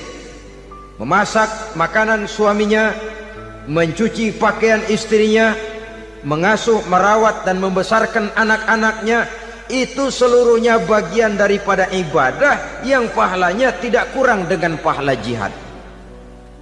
Kenapa? Al-Quran itu memberikan sesuatu sesuai dengan kedudukannya. Kalau perempuan pergi perang jihad membela agama, musuhnya laki semua, kayak apa perangnya? Itu musuhnya bisa nggak mau pakai pedang, perangnya udah gulat aja udah. Sehingga Rasul lalu memberikan satu jalan keluar yang membuat wanita-wanita itu lega. Jihadukunna fi baitikunna. Ibu-ibu sih tidak usah khawatir, jihad ibu adalah di rumah tangga ibu-ibu semua. Sejak bangun tidur sampai tidur kembali, nyaris kaum ibu itu 24 jam pekerjaannya. Sebagai istri, dia melaksanakan jihad di rumah tangganya. Peranan wanita yang pertama adalah sebagai istri, yang walaupun tidak kelihatan dan menonjol seperti halnya laki-laki, tapi sangat mewarnai, bahkan menjadi warna dari tugas apapun yang dihadapi oleh suaminya. Dulu ada seorang orator, kalau pidato hebat bukan main. Kalau dia bernada gembira, semua orang senyum. Kalau dia bercerita tentang sesuatu yang sedih, satu masjid orang nangis. Orang tanya kepadanya, Pak, bisa pidato begitu hebat, siapa yang bikin? Ya saya sendiri. Istrinya dari belakang bilang, tidak, yang bikin pidatonya hebat saya. Kata suaminya, mana bisa, saya, kata istrinya. Kalau saudara tidak percaya, tunggu Jumat depan, dia khutbah Jumat, saya akan bikin khutbahnya tidak hebat, kata istrinya. Sudah hari Rebo, siap-siap mau bikin konsep khutbah, baru mau nulis, datang istrinya, Bang, tolong pegangin anak, saya mau ke warung. Mau bikin konsep lagi, kata istrinya, Bang, tolong ini, tolong itu, tolong ini. Sampai mau berangkat khutbah Jumat, khutbah belum selesai dibikin. Begitu naik mimbar, kehabisan bahan. Sudah 10 menit masih ama ba'du. Ini yang dengar heran, ini orang kok bicaranya bisa cuma amat sama badu saja. Di situ kelihatan saudara-saudara betapa peran serta istri yang walaupun tidak kelihatan oleh pandangan mata yang zahir, tapi teramat sangat menentukan. Sekali lagi, tidak ada seorang suami bisa sukses jadi apapun dia tanpa peran serta istrinya di rumah. Tidak ada kemajuan yang bisa diperoleh kalau tidak karena peran serta istrinya di rumah. Tidak ada kesuksesan yang bisa diraih tanpa keikutsertaan daripada istrinya di rumah. Walaupun suaminya yang dikenal orang, suaminya yang dipuji orang, suaminya yang disanjung orang, bagian besar tetaplah saham dan andil daripada istrinya yang di rumah itu. Ini makna an-nisa imadul bilad. Wanita adalah tiang negara. Jikalau baik wanita, baik negara. Jikalau rusak wanita, hancur negara. Karena wanita, negeri Salba menjadi terkenal, tentram, aman, wawasan politiknya luas. Seorang semacam Cleopatra bisa menaklukkan Julius Caesar. Dan begitu selanjutnya. Banyak cerita-cerita betapa wanita yang berperan di belakang layar ini bahkan bisa menggoyangkan negara. Bahkan yang paling dekat saja contoh dengan kita, Senator Gary Hart. Saudara masih dengar tentu itu. Betapa harus terpaksa mengundurkan diri dari pencalonan presiden Amerika karena kasusnya dengan Donna Rice itu, dengan hostess itu. Betapa di sini seorang perempuan atau seorang wanita sanggup membongkar seseorang yang punya masa depan ceria untuk menuju kursi kepresidenan dari suatu negara adidaya seperti Amerika, bisa gagal berantakan karena skandalnya itu. Apa penyebabnya? Wanita. Tapi wanita juga bisa menyebabkan menjadi cambuk majunya laki-laki. Wanita juga bisa menghancurkan dan mengubur laki-laki. Saudara hadirin yang saya muliakan, ia memang kelihatannya makhluk yang lemah, tapi di balik kelemahannya itu sesungguhnya dia bisa menelan laki-laki yang bagaimanapun besarnya. Saudara-saudara kaum muslimin rahimakumullah, terutama ibu-ibu yang saya hormati, jadi peranan yang pertama wanita sebagai seorang istri. Yang kedua, wanita sebagai ibu. Ini juga sangat besar pengaruhnya dalam membentuk generasi masa yang akan datang. Bapak, oleh karena kesibukan tugasnya, tentu lebih banyak di luar rumah. Yang nyaris 24 jam di rumah itu ibu. Bagaimana dia merawat anaknya, bagaimana dia menaruh perhatian terhadap anaknya, bagaimana ia melimpahkan kasih sayang kepada anak-anaknya, akan membentuk kepribadian anak dan artinya membentuk generasi yang akan datang. Kalau seorang ibu sudah cuek-cuek saja kepada anaknya, padahal Quran mengatakan al-jannatu tahta aqdamil ummahat, surga di bawah telapak kaki ibu. Hadis ini bisa kita artikan macam-macam. Pertama, anak tidak akan mendapat kebahagiaan tanpa ridho daripada ibunya. Kedua, ibu adalah wanita agung yang harus ditaati. Ketiga, neraka atau surga anak bergantung kepada ibu, bagaimana dia mewarnai anak. Kalau ibunya cuek-cuek saja sama anaknya, dan sering jadi contoh klasik, kalau anak ayamnya beduk maghrib belum pulang, satu RT dicariin, hansip diundang, kalau perlu dan ramil dilaporin. Tapi kalau anak gadisnya jam 12 tengah malam belum pulang, ibu tenang saja Pak. Tidak tergerak dan tidak tertarik hatinya. Ya tentu tidak semua. Kalau sudah begitu, bukankah hakikatnya ibu sudah menciptakan neraka buat anaknya sendiri? Khalil Gibran dalam satu tamsil yang indah pernah mengatakan, kalau kita diberikan sebutir mutiara, sebutir intan, dan intan itu sebutirnya sebesar telur ayam, benda yang sangat langka dan berharga, tentu kita sayang intan atau mutiara itu.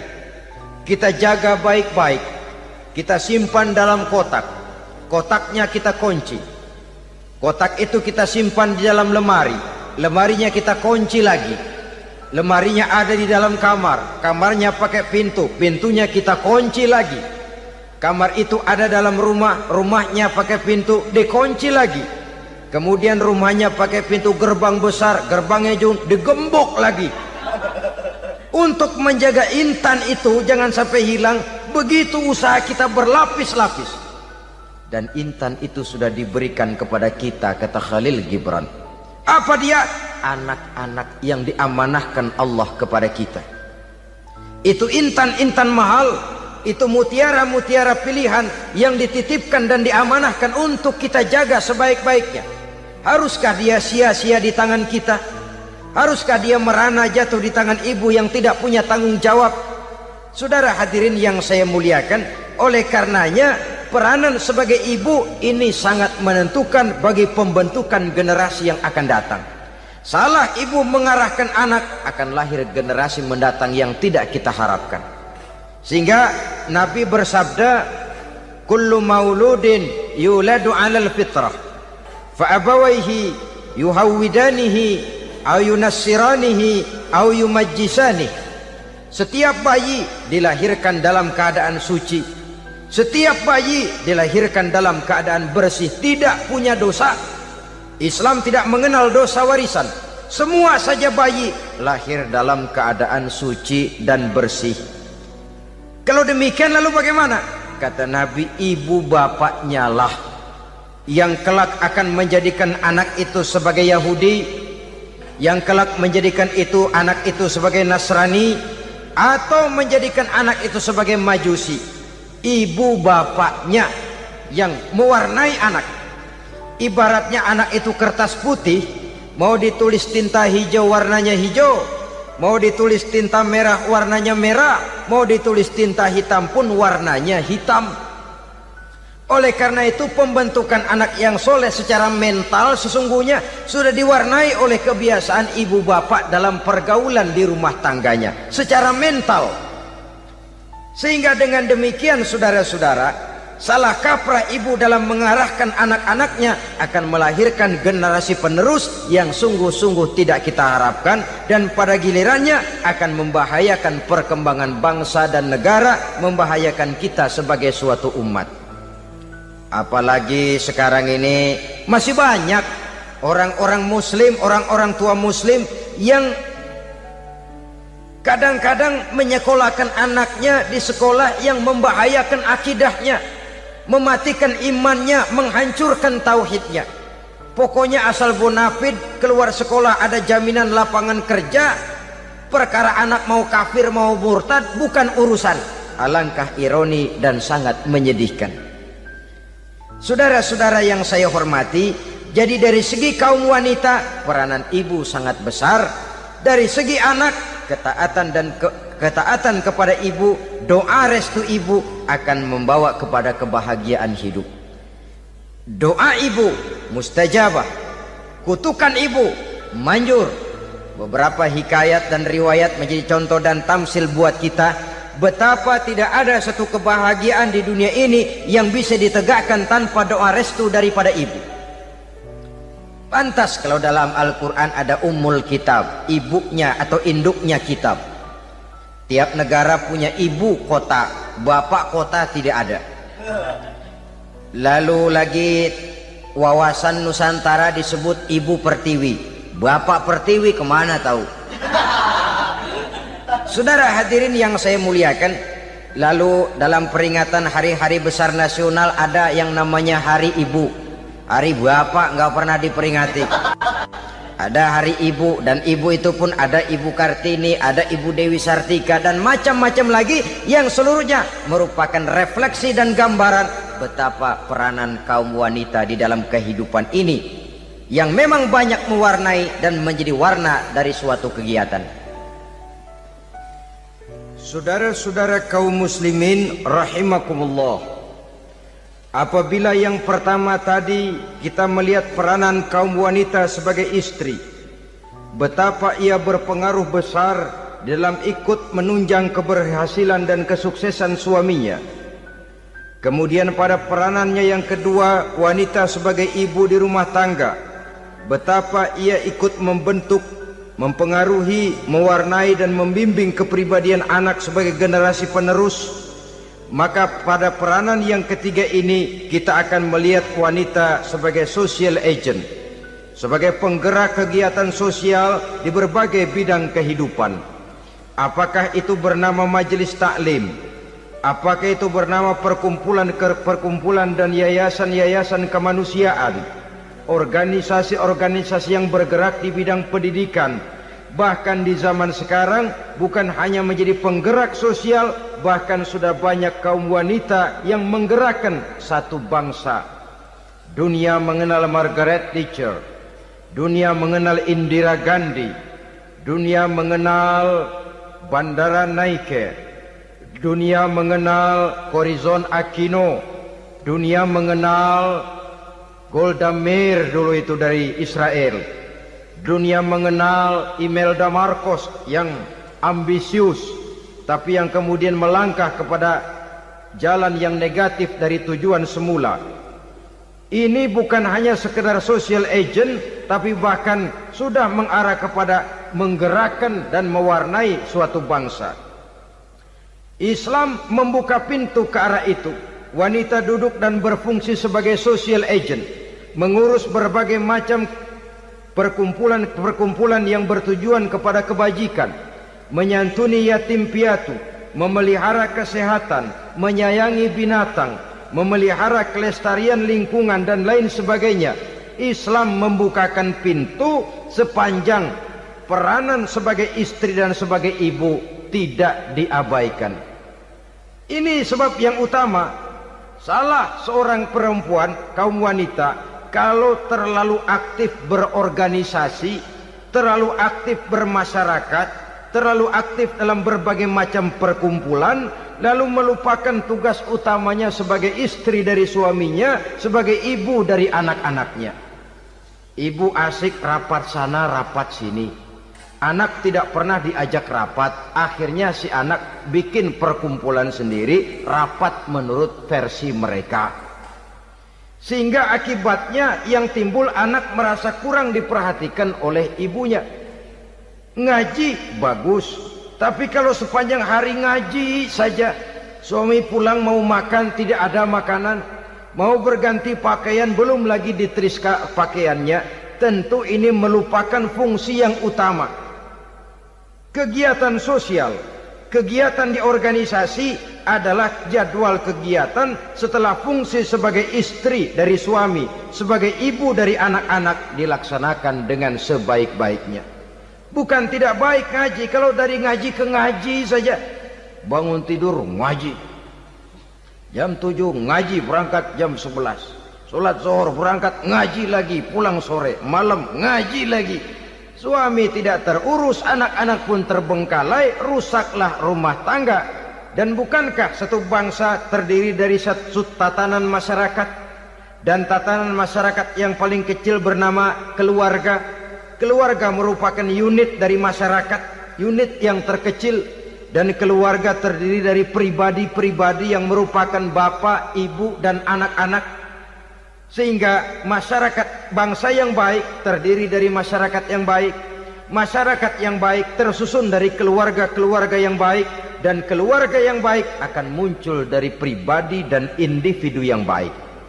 Pribadi dan individu yang baik yang sadar mana kewajiban yang primer, mana kewajiban yang sekunder. Sebagai social agent, dia lalu mawas diri dengan tetap mempertimbangkan kodrat kewanitaannya itu tadi. Saya ikut prihatin kalau ada perempuan main sepak bola. Dan saya yakin betul kalau perempuan main sepak bola, yang nonton pasti bukan nonton bola. Ya mungkin bola juga, tapi bola yang mana? Itu wallahu a'lam. Ya dicari olahraga yang sesuai dengan kodrat kewanitaan begitu. Dicarilah olahraga yang sesuai dengan kodrat kewanitaan. Sepak bola sudah maju, ya belakangan saya katakan tadi muncul lagi wanita angkat besi. Belakangan bisa kita bayangkan wanita main tinju. Babak belur sudah kalau sudah begitu. Kemajuan dengan melupakan kodrat kewanitaan akan menyengsarakan kaum wanita itu sendiri. Silahkan maju menjadi social agent, menjadi penggerak di masyarakat. Para istri Rasul bisa kita jadikan satu figur. Siti Khadijah, figur sebagai istri pendamping yang setia. Dikala suaminya bingung, ia tampil memberikan pandangan. Dikala suaminya bingung, ia memberikan tanggapan. Dikala suaminya dimusuhi orang, ia menampakkan kesetiaannya. Kau tidak sendiri bang, aku di sisimu.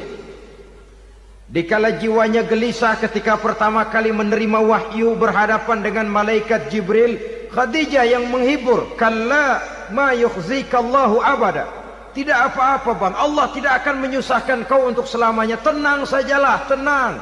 Abang orang baik-baik, Allah tidak akan menyengsarakan abang. Peran sebagai istri. Dan Rasul mantap, sehingga bertahun setelah Khadijah wafat selalu terkenang dan dikenang oleh Rasul. Pernah satu saat beliau itu seperti orang melamun. Aisyah tanya, kok seperti ngelamun bang? Iya kata Rasul, saya seperti mendengar suara terompahnya Khadijah di surga. Padahal Khadijah sudah lama wafat. Aisyah mendengar itu rada sedikit manyun. Kata Aisyah, bang cukup sekali ini saja, jangan sebut-sebut lagi nama itu ya. Cemburu rupanya. Ya soal cemburu sih nggak bini Nabi, nggak bini kita, namanya cemburu. Perempuan mesti ada. Apa jawab Rasul? Ya Humairah, Aisyah, haruskah saya melupakan seseorang yang dikala orang lain memusuhi saya, dia mati-matian membela saya. Dikala orang lain mau membunuh saya, dikorbankan hartanya untuk membantu perjuangan saya. Mestikah saya melupakan orang yang begitu baik? Tidak, Aisyah. Sepanjang nafas masih ada, sepanjang itu saya tidak akan bisa melupakan Khadijah sayang. Peran sebagai istri Khadijah ini, peran sebagai istri. Suaminya bingung, istrinya memberikan hiburan. Kadang kan tidak, suami bingung, istri bingungan lagi. Ya sudah, mari ramai-ramai kita bingung sudah. Bukan mencari jalan keluar, yang sudah bingung malah ditambahin bingung lagi. Saudara hadirin yang saya hormati, lalu figur Siti Aisyah, muda, cantik, kreatif, cerdas. Kalau bahasa sekarang barangkali wanita karier ini. Ini figur-figur loh. Jadi punya keistimewaan masing-masing, sehingga ada pilihan. Ya tentu orang mencari istri itu kan karena ada dasar pilihan. Mungkin rupanya kurang menarik tapi akhlaknya bagus. Mungkin akhlaknya sedang-sedang saja tapi potongannya cakep, masih ada pilihan. Sudah potongan jelek, akhlak bejat. Emangnya lu milih merem tempo hari ya?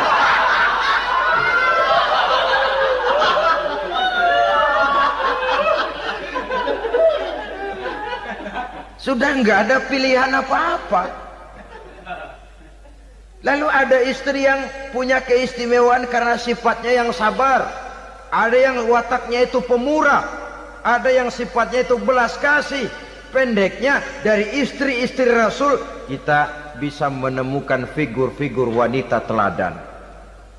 Sehingga keliru kalau kaum orientalis barat mengatakan Rasulullah itu katanya sesungguhnya adalah seorang seks mania, istrinya banyak. Oh ini memang bajingan ini orientalis ini. Kalau Rasulullah itu seorang seks mania, tentu yang dinikahinya itu pertama jelas gadis semua, yang kedua tentu cantik-cantik semua. Dari istri-istri beliau yang dikawininya dalam keadaan gadis cuma Siti Aisyah. Selebihnya janda. Apa pertimbangannya? Menyantuni yatim-yatimnya, mengayomi janda-janda yang ditinggal suaminya gugur di medan perang, untuk memperkuat keimanannya. Itu pilihan utama Rasul. Kita sekarang ini ya ngakunya sih ikut sunnah Rasul, cuma sunnahnya urusan kawin melulu. Ada duit sedikit, kawin maning, kawin maning. Ditanya orang kenapa kawin melulu, sih mas sunnah Rasul. Bukan main. Kalau sudah urusan kawin pahlawan betul sunnah Rasul. Padahal kawin lagi dalam Islam itu sungguh pun boleh, tapi tidak diperintah. Tidak diperintah, memang cuma boleh. Itu kalau dalam pesawat itu cuma semacam emergency exit lah ya, yang tidak boleh sembarang waktu bisa dibuka. Kalau memang sanggup berlaku adil, tafadhol. Kalau tidak, satu juga nggak habis. Lagian saya kira perempuan itu kan cuma perbedaan rupa saja, perbedaan selera saja. Seperti singkong dengan sate, bedanya kan cuma di tenggorokan. Kalau sudah masuk ke perut, kenyangnya kan sama. Perempuan cuma berbeda dalam selera, rasanya barangkali ya, barangkali.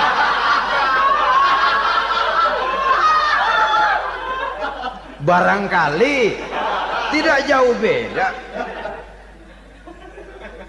Saudara hadirinlah, Islam ini mengatur lewat pintu yang dinamakan nikah itu tadi, sehingga dengan demikian bisa dinikmati secara tenang, tentram. Tidak usah manusia ya, kucing saja. Coba lihat kucing. Kalau ikan dia boleh nyolong, kucing itu boleh curi, makannya nggak tenang kucing. Coba lihat ini. Asal dia nyolong ikan, makannya juga mindik-mindik, matanya nengok kiri nengok kanan, ada sedikit gerusak kabur. Secara nalurinya kucing tahu kalau ini ikan curian, makannya nggak tenang dia. Tapi kalau ikan kita kasih, kucing anteng, geledek juga nyamber, manteng aja dia. Nalurinya mengatakan ini ikan dikasih sama yang punya, tenang dia. Saudara hadirin yang saya hormati, orang juga gitu. Kalau hubungan suami istrinya sudah sah, diikat dengan akad nikah, tenang, anteng, nggak gerasak gerusuk, nggak kayak diubur-ubur maling, anteng aja. Dan yang ngintip juga buat cuek aja udah. Biarin aja dia ngintip, capek sendirilah.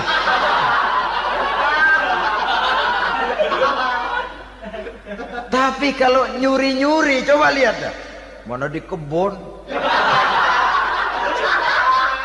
banyak nyamuk, ansip mukul tiang listrik, dia yang bingung. Islam ini sesungguhnya memudahkan jalan, saudara-saudara. Jadi sebagai social agent, wanita bisa berperan untuk itu. Apalagi untuk hal-hal yang menyangkut wawasan kemanusiaan, di mana kaum wanita karena emosinya lebih tinggi daripada kaum laki-laki, dia sangat peka terhadap masalah-masalah yang menyangkut kemanusiaan. Hatinya mudah tergugah, perasaannya cepat terenyuh. Dengan penderitaan dia cepat tergugah. Dia bisa menjadi social agent tanpa harus melupakan fungsi utama sebagai istri dan sebagai ibu dari anak-anaknya, sebagai istri dari suaminya. Saudara hadirin yang saya muliakan, dahulu Al-Quran pernah menceritakan betapa istri-istri pembesar di istana mewah di zaman Nabi Yusuf, kalau istilah sekarang nyonya-nyonya jet set, nyonya-nyonya VIP, betapa mereka mau memporak-porandakan keimanan seorang pemuda seperti halnya Nabi Yusuf alaihi salam. Dan Nabi Yusuf kemudian ternyata tidak mau jadi gigolo yang kerjanya hanya menyenangkan wanita-wanita jet set kelas VIP ini tadi. Sesungguhnya ini cuma satu simbol yang kejadiannya bisa saja terjadi pada zaman modern dalam versi dan kondisi yang berbeda. Namun bagaimanapun juga wanita dengan peranannya sebagai social agent, sebagai penggerak masyarakat, sangat besar pengaruhnya dalam ikut mewarnai perkembangan suatu negara. Seorang suami perlu memberikan dorongan kalau istrinya aktif di bidang sosial, asal dengan catatan saja, fungsi sebagai istri, fungsi sebagai ibu jangan sampai terlantar karenanya. Bahkan saya katakan tadi, di zaman sekarang wanita tidak lagi hanya berfungsi sebagai social agent, bahkan sebagai national agent, penggerak dari satu bangsa. Muncul wanita-wanita yang jadi menteri, yang jadi anggota DPR, bahkan yang jadi kepala desa dan lain sebagainya. Secara umum memang ar-rijal qawwamuna 'alan nisa. Laki-laki adalah pembimbing bagi kaum wanita karena kelebihan fisik biologis, kelebihan kemampuan intelektual dan lain sebagainya. Namun wanita pun boleh saja menjadi social agent sepanjang catatan yang saya sampaikan tadi. Jangan sampai melupakan kodrat kewanitaan, jangan sampai mengalahkan fungsi sebagai istri dari suaminya, sebagai ibu daripada anak-anaknya. Nah, kemudian fungsi yang keempat di bidang ilmu pengetahuan. Islam memberikan kesempatan yang sama kepada kaum wanita. Thalabul ilmi faridatun ala kulli muslimin wa muslimatin. Menuntut ilmu itu wajib hukumnya bagi orang Islam, baik laki-laki maupun perempuan. Sampai dibentuk kalimat pengecuali khusus ini, muslimin wa muslimatin, bagi muslim laki-laki, bagi muslim perempuan. Dan alhamdulillah, kalau dulu di zaman Raden Ajeng Kartini, nasib perempuan berada di balik pintu yang digembok rapat-rapat.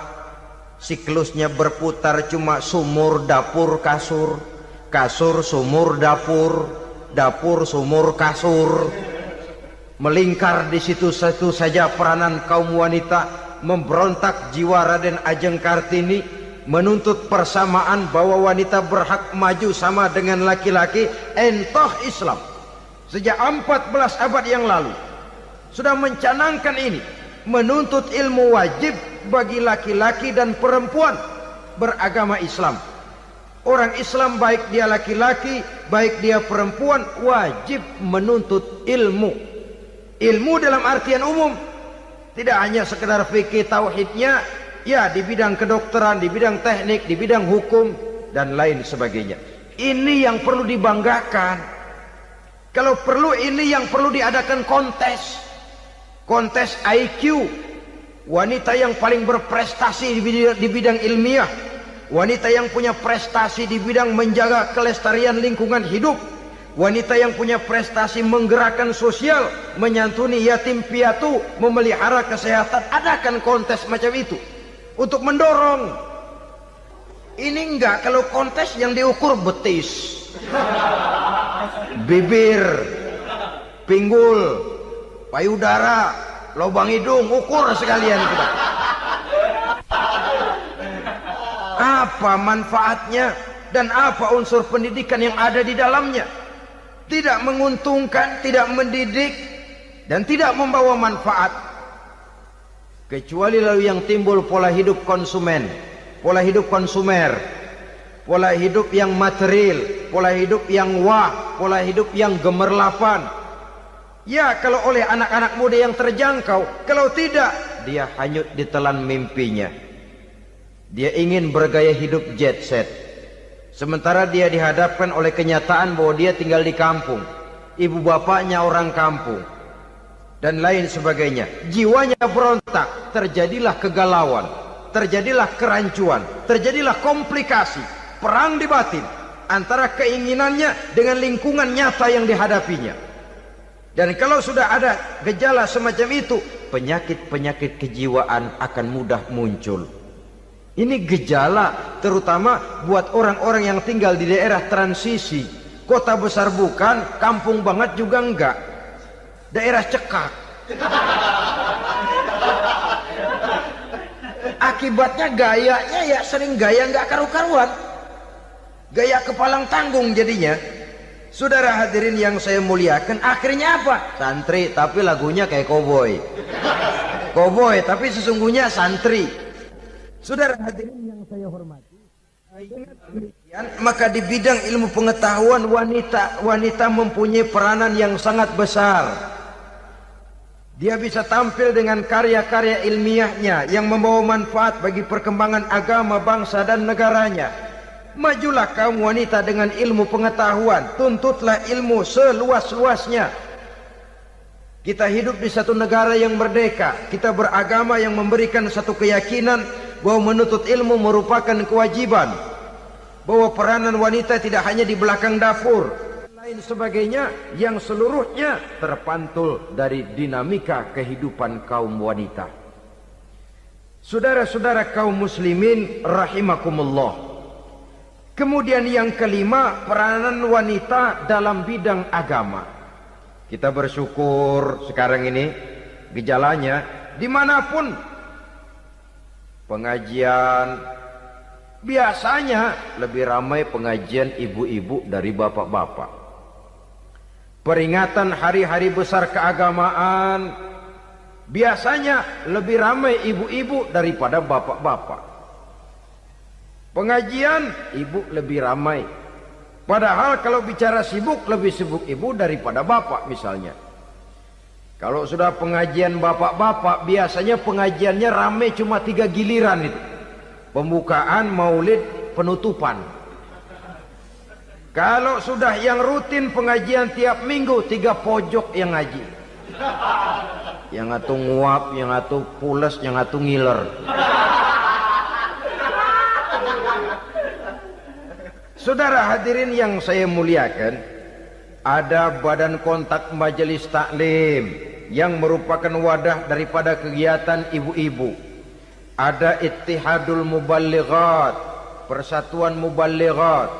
Ada persatuan para asatiza, dan macam-macam lagi peranan ibu-ibu di dalam kehidupan beragama. Tapi sesungguhnya harus dimulai dari bagaimana si ibu mewariskan jiwa agama kepada anak-anaknya di rumah tangganya. Kalau itu gagal, dia mau melangkah ke masyarakat, dia sudah gagal sejak awal sesungguhnya. Keberhasilannya dia menata masyarakat akan mengakibatkan dia nanti bernasib seperti Nabi Nuh. Berhasil mengajak beberapa orang kafir mengikuti ajarannya, tapi gagal mengislamkan putranya sendiri Kan'an. Bukan tidak berusaha, tapi memang Allah sudah menghendakinya sedemikian untuk menjadi contoh buat kita semua. Yang penting orang tua berusaha dan berikhtiar. Kalau sudah berusaha dan berikhtiar, anak ternyata memang sulit diurus, barangkali memang fotokopinya Kan'an tuh anak. Ya orang tua kalau sudah berusaha, ya tawakallah. Jangan belum berusaha lalu berkata, jangan anak kita, anak Nabi aja ada yang bengal.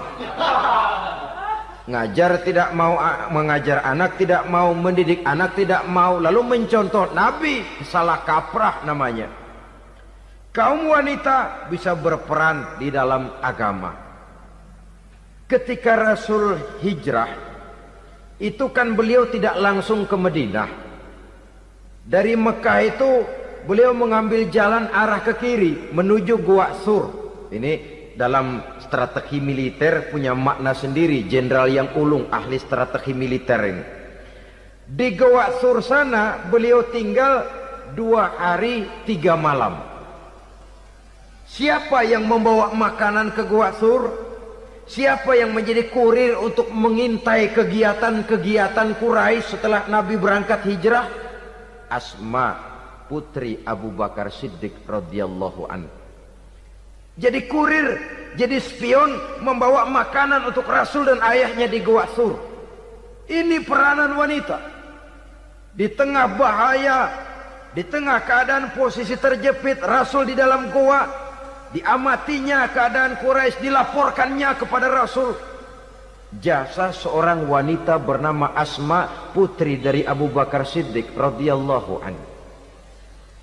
Rabi'atul Adawiyah, seorang sayyidah sufiyah, ahli tasawuf yang terkenal dengan ajaran cintanya kepada Tuhan. Dia bisa menjadi tokoh wanita dalam gerakan sufi oleh karena kegiatannya di bidang agama, dalam arti mujahadahnya kepada Allah Subhanahu wa ta'ala. Dia korbankan bagian besar daripada hidupnya untuk mengabdi kepada Allah. Setelah suaminya meninggal, seumur hidup dia tidak pernah nikah lagi. Bukan tidak cantik, cantik. Bukan tidak ada yang mau, banyak yang meminang. Bahkan diantaranya termasuk Sufyan Tsauri, seorang tokoh juga, pernah mencoba meminang beliau. Kata Sufyan, Rabi'ah, bagaimana? Kamu kan janda? Iya. Lalu, lah saya kan duda. Jadi bagaimana? Daripada kita masing-masing sendiri-sendiri kan lebih baik kita join. Maksud kamu apa? Saya mau meminang kamu. Boleh? Tapi mas kawinnya saya minta engkau jawab 4 pertanyaan saya. Kalau bisa, diri saya seutuhnya saya berikan kepada kamu. Kalau tidak, tidak usah saja. In ajabtani fi 4 masail fa ana laka. Kalau engkau sanggup menjawab 4 pertanyaan saya, seluruh diri saya bulat-bulat saya serahkan kepada kamu. Yang pertama, Sufyan, semua orang kan bakalan mati. Iya. Ya soal mati sih sama, mati. Cuma hakikat mati kan lain-lain. Ada yang matinya itu husnul khatimah, mati baik di akhirnya. Lagi ngaji, mati. Lagi baca Quran, mati. Lagi sholat, mati. Lagi dengar ceramah, mati. Lagi sodakoh, mati. Itu mati-mati yang su'ul khatimah. Ada yang mati itu mati yang husnul khatimah, maksud saya. Ada mati itu yang disebut su'ul khatimah, jelek di penghujungnya. Lagi nyekek botol, mampus. Lagi banting kartu, plak plak, habis. lagi makan riba mati, lagi zina mati, lagi nipu mati.